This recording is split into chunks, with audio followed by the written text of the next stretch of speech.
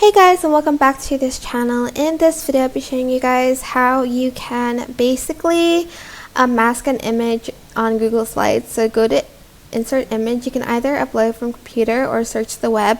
I'm just going to select upload from computer, and I'm going to select a picture here.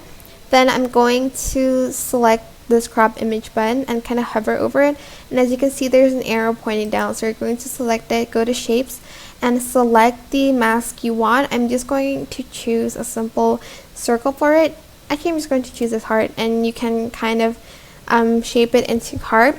It is however better if you crop it first into like a square, so it doesn't look that weird.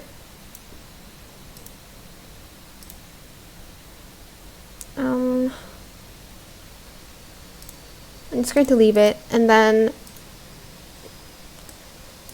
after that I will mask it into like a circle or like a heart.